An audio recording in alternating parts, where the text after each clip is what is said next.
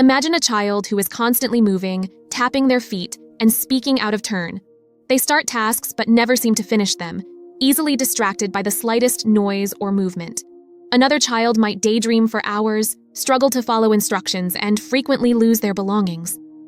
These behaviors are not just signs of a restless or forgetful child. They could indicate attention deficit hyperactivity disorder, one of the most commonly diagnosed neurodevelopmental disorders in children. ADHD is characterized by persistent patterns of inattention, hyperactivity, and impulsivity that interfere with daily life. According to the Centers for Disease Control and Prevention, about 9.8% of children in the U.S., ages 3 to 17, have been diagnosed with ADHD. That's nearly 6 million children.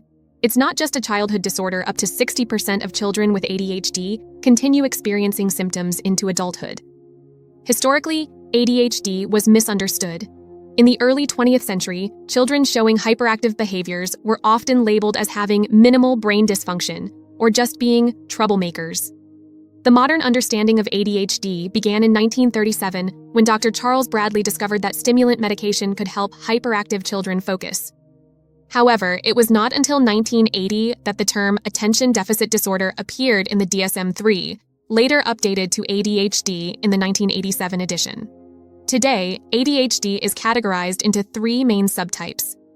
Predominantly inattentive type, characterized by difficulty sustaining attention, forgetfulness, and disorganization. These children often appear spaced out or lost in thought rather than disruptive. Predominantly hyperactive impulsive type, marked by excessive movement, fidgeting, impulsive decision-making, and difficulty waiting their turn. Combined type, the most common, where both inattention and hyperactivity impulsivity are present. A famous case study that brought attention to ADHD was Michael Phelps, the Olympic swimmer. As a child, Phelps struggled with inattention and restlessness in school. His mother, a teacher, noticed his difficulty sitting still and completing homework. After being diagnosed with ADHD at age 9, he was prescribed medication but eventually found that swimming became his best outlet for focus and discipline. His story highlights how ADHD does not have to be a barrier. It can be managed effectively with the right support. Diagnosing ADHD is not a simple process because there is no single test for it. Psychologists and psychiatrists use behavioral checklists, structured interviews, and input from teachers and parents to assess symptoms. The DSM-5 criteria require that symptoms be present for at least 6 months, appear before age 12, and cause significant difficulties in multiple settings, for example home, school, social environments. Neuroscience has provided fascinating insights into ADHD. Brain imaging studies show that individuals with ADHD often have differences in the prefrontal cortex, the area responsible for executive functioning, impulse control, and attention. They also tend to have lower levels of dopamine, a neurotransmitter involved in motivation and reward processing. This explains why children with ADHD often seek constant stimulation and struggle with delayed gratification.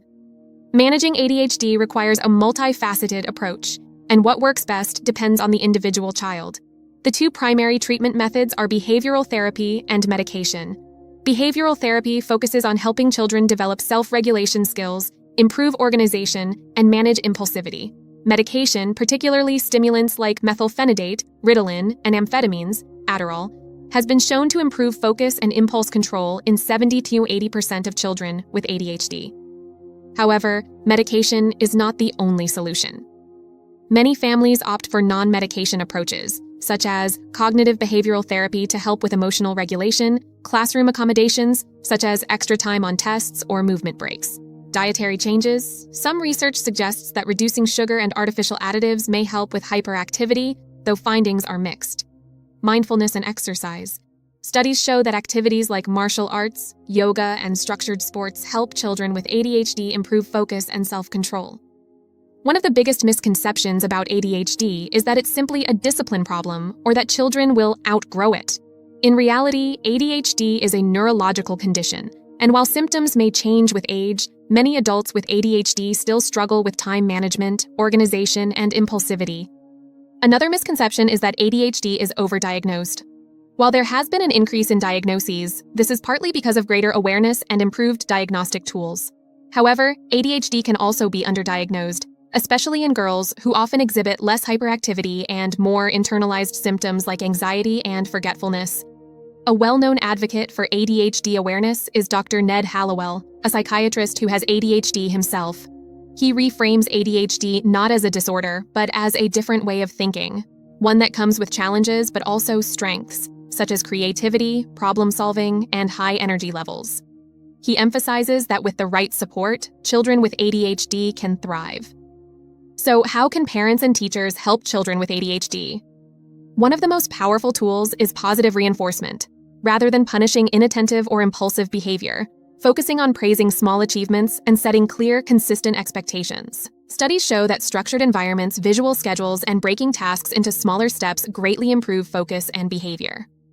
As research continues, the future of ADHD treatment is evolving. Some emerging interventions include neurofeedback, digital therapy programs, and even video games designed to improve attention skills.